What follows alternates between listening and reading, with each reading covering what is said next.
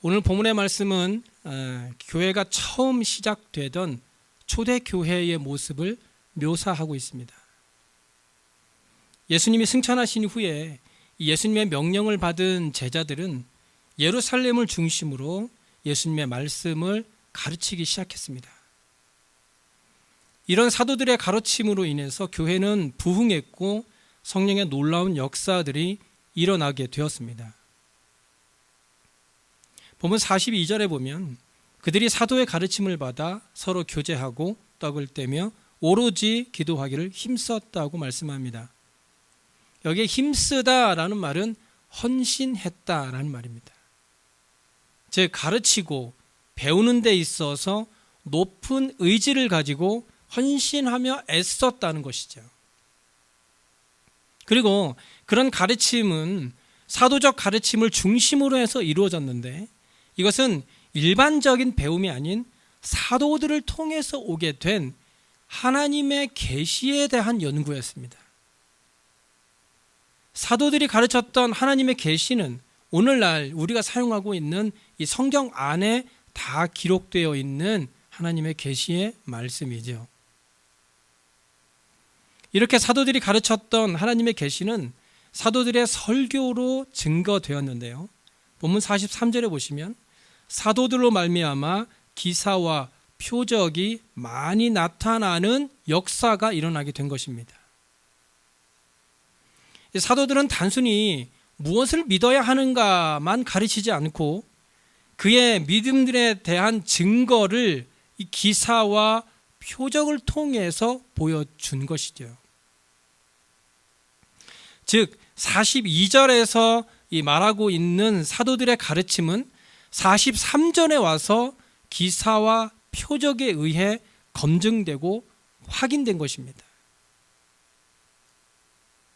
히브리서 2장 4절에 보시면 하나님도 표적들과 기사들과 여러 가지 능력과 및 자기의 뜻을 따라 성령이 나누어 주신 것으로서 그들과 함께 증언하셨다라고 말하고 있듯이 이 초대교회에 일어났던 모든 기적의 목적은 사도들이 전했던 복음의 메시지의 이 진리를 청중들에게 보여주기 위한 수단이었습니다. 성경 전체를 살펴보았을 때 기적은 아무 때나 일어난 것이 아니라는 것을 알 수 있는데요. 이 시간적으로 보았을 때도 하나님의 기적은 이 역사 전체에 걸쳐서 골고루 등장했던 것을 볼 수 있습니다. 그리고 그런 기적은 언제나 하나님의 백성의 구원과 깊은 관계가 있다는 것을 우리는 알 수 있습니다. 그런데 우리가 본문에서 알 수 있는 중요한 사실은 이 사람들이 사도의 진리에 대한 가르침을 받아들였다는 것입니다. 당시 불신자들은 사도들이 전했던 하나님의 계시를 받아들였고 그리하여 그들은 사도들의 가르침대로 헌신하게 된 것입니다. 그렇다면 그들이 헌신했던 내용은 무엇입니까? 본문 42절에 그들이 사도의 가르침을 받아 서로 교제하고 떡을 떼며 오로지 기도하기를 힘썼다. 그들은 교제했고 예배했고 기도했습니다.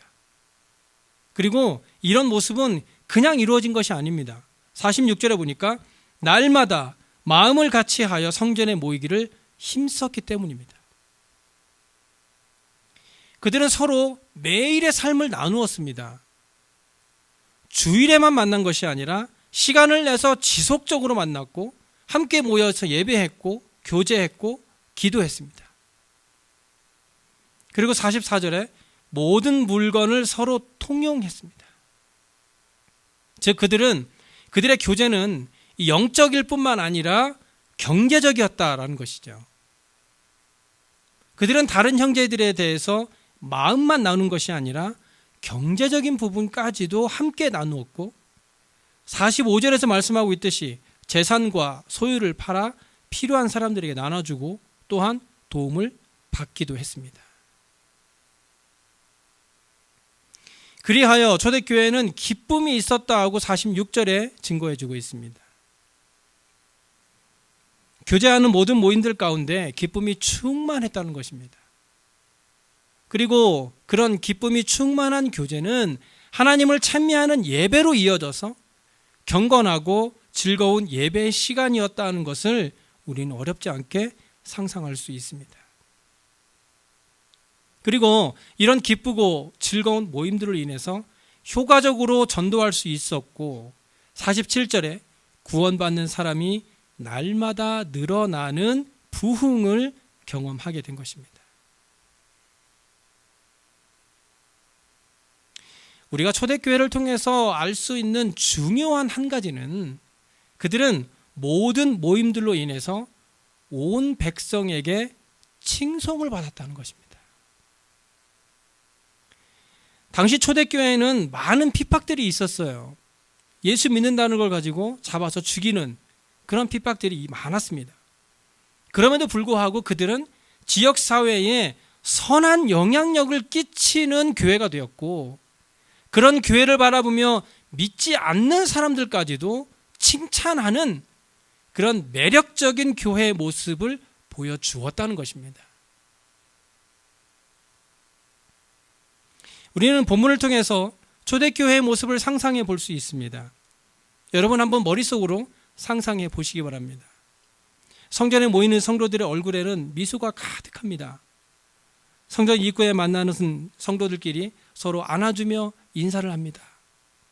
어떤 사람은 손을 잡거나 또는 어떤 사람은 팔짱을 끼며 성전 안으로 들어옵니다. 성전 안에는 이미 힘찬 찬양 소리가 탁 들려옵니다.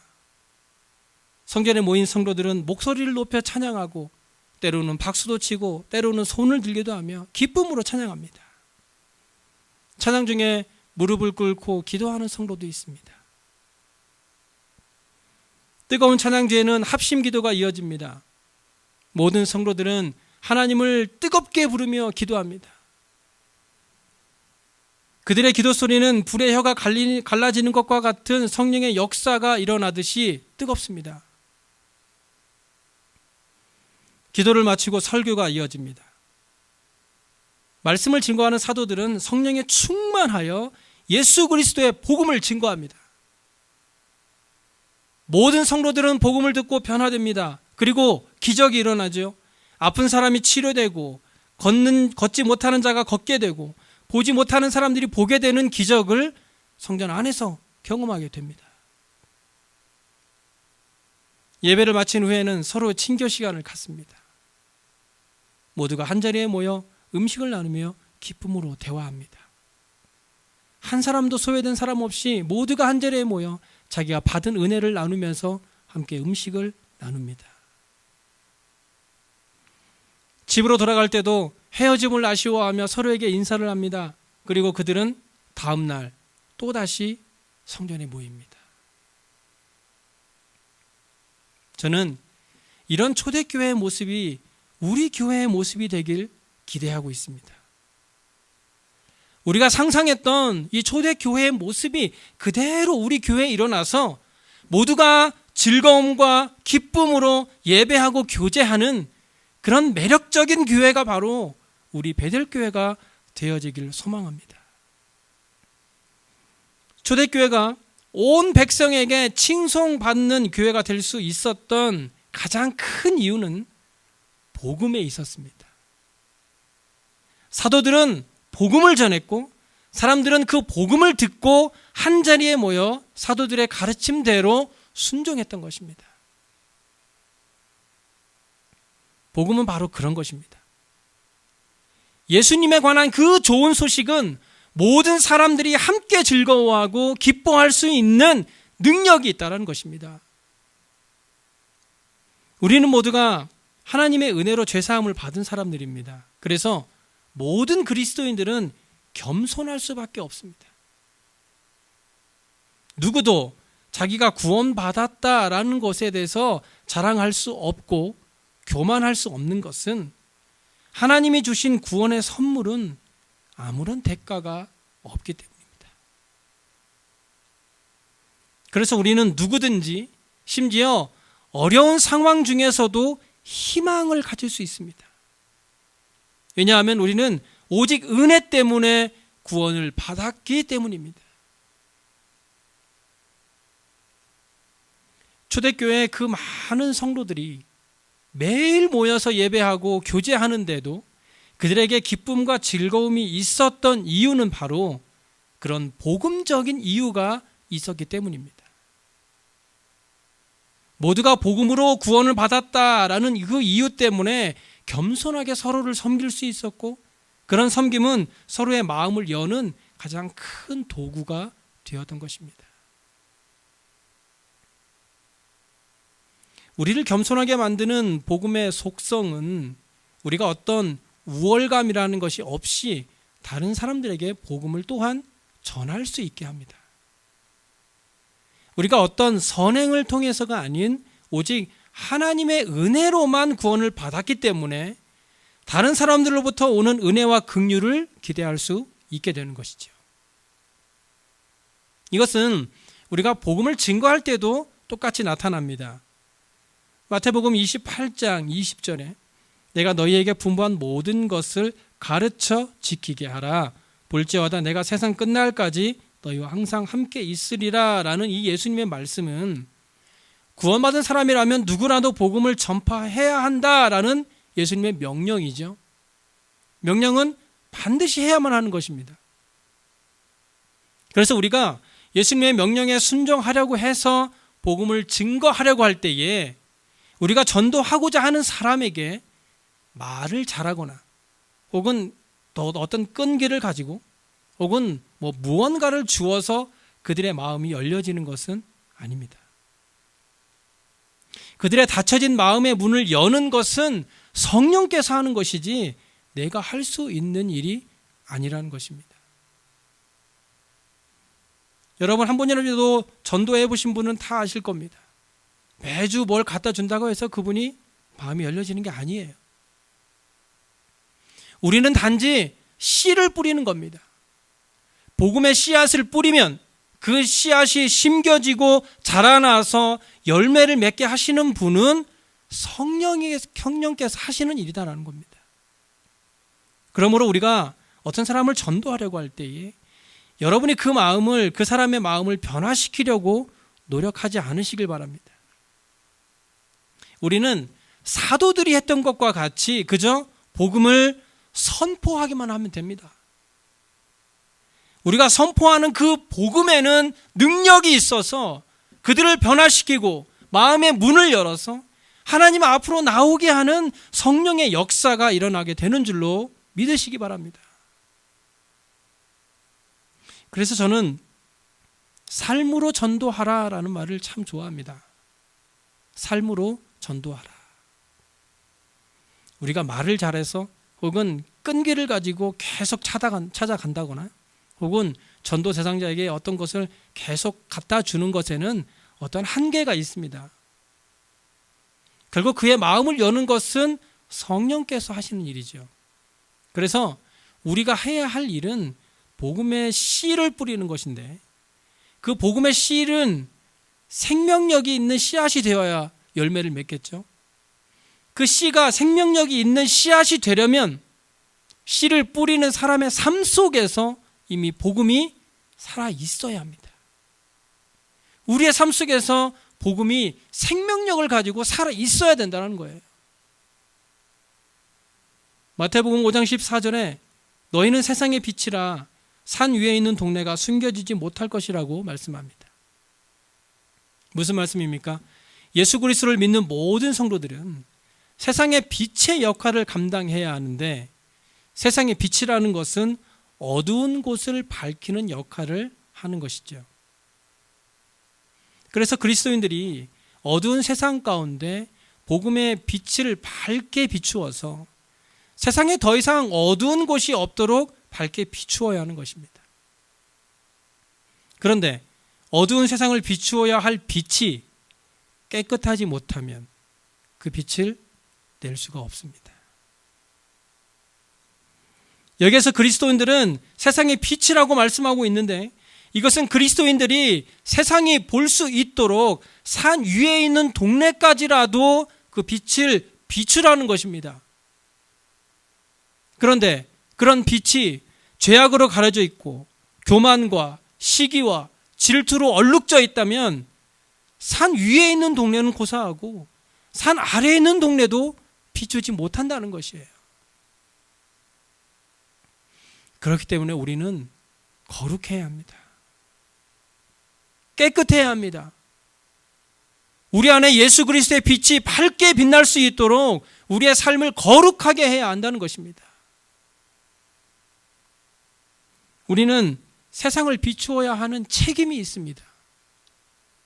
우리의 삶이 그리스도의 복음으로 밝게 빛나서 어두운 곳을 밝게 비추어야 하는 책임이 바로 저와 여러분에게 있다는 것입니다. 언젠가 예수 그리스도께서 세상을 심판하시게 되면 그리스도의 주권 아래서 모든 만물을 연합시키고 치유하실 것입니다. 하지만 현재의 교회는 그리스도가 오시기 전까지 우리가 그런 역할을 감당해야 하는 것입니다. 온 백성에게 칭송을 받았던 초대교회와 같이 예수 그리스도를 믿는 성도들이 이 천국의 모델이 되어서 세상 사람들에게 천국에서의 아름다운 모습을 미리 보여주어야 하는 책임이 바로 저와 여러분에게 있다는 것입니다. 이것은 말로 전할 수 있는 것이 아닙니다. 어떤 물건으로도 전할 수 있는 것이 아닙니다. 우리가 찬양하고 예배하고 교제하는 모든 모임들 속에서 우리가 스스로 복음의 진정한 아름다움을 보여줄 수 있어야 하는 것이에요. 우리가 천국의 아름다운 모습을 우리 교회를 통해서 세상 사람들에게 보여줄 때 그들도 예수 그리스도를 통한 구원의 감격을 누릴 수 있게 된다는 것입니다. 예수님께서 산 위의 동네에 대해서 말씀하신 것은 인간 사회의 대안적 모델, 즉 천국에서의 삶을 보여주는 모델로서의 역할을 말씀하신 겁니다. 믿지 않는 사람에게 진짜 복음을 전하는 가장 좋은 방법은 복음을 말하고 이웃을 사랑하며 하나님을 사랑하는 사람들이 곳곳에 포진되어 있는 것입니다. 그렇기 때문에 저와 여러분이 예수님께서 원하시는 이런 복음적인 모델이 된다면 우리가 있는 그곳을 복음으로 밝게 비추고 우리의 삶의 모습을 통해서 믿지 않는 자들이 하나님을 알고 또한 믿을 수 있는 영향력을 끼치게 된다는 것입니다. 고린도후서 5장 19절부터 20절에 이렇게 말씀합니다. 곧 하나님께서 그리스도 안에 계시사 세상을 자기와 화목하게 하시며 그들의 죄를 그들에게 돌리지 아니하시고 화목하게 하는 말씀을 우리에게 부탁하셨느니라. 그러나 우리가 그리스도를 대신하여 사신이 되어 하나님이 우리를 통하여 너희를 권면하시는 것 같이 그리스도를 대신하여 간청하노니 너희는 하나님과 화목하라. 그렇습니다. 우리는 그리스도의 사신들입니다. 그리스도의 말씀을 그대로 전하는 사람들이라는 것이죠. 우리가 전해야 하는 그리스도의 말씀은 무엇입니까? 그것은 하나님께서 그리스도 안에 계시사 세상을 자기와 화목하게 하시며 그들의 죄를 그들에게 돌리지 아니하시고 화목하게 하시는 말씀, 즉 복음입니다. 하나님은 우리에게 이것을 부탁하셨어요. 그러므로 우리가 복음을 가장 잘 전하기 위해서 가장 먼저 해야 할 일은 바로 하나님과 화목하는 것입니다. 하나님과 화목하지 않으면 우리 안에 있는 복음의 빛은 빛을 발할 수 없습니다. 그렇다면 우리가 하나님과 화목하려면 어떻게 해야 할까요? 하나님과의 화목은 죄와의 단절로 시작됩니다. 우리가 죄와 완전히 단절할 때에 하나님과의 화목이 가능해지는 것입니다. 그래서 화목은 우리의 힘이 아니라 하나님으로만 가능합니다. 왜냐하면 우리 스스로 죄의 문제를 해결할 수 없기 때문이죠. 우리에게 어떠한 선한 행실이 있다 하더라도 여전히 변하지 않는 현실은 우리는 죄와 죽음의 지배 아래 있다는 것입니다. 그래서 우리가 그리스도로 말미암아 하나님과 화목한 관계에 있지 않으면 우리는 멸망의 자식으로 존재할 수밖에 없는 것입니다. 그래서 사도 바울은 무엇보다 우리가 죄를 회개함으로 하나님과 화목하라고 권면하고 있는 것입니다.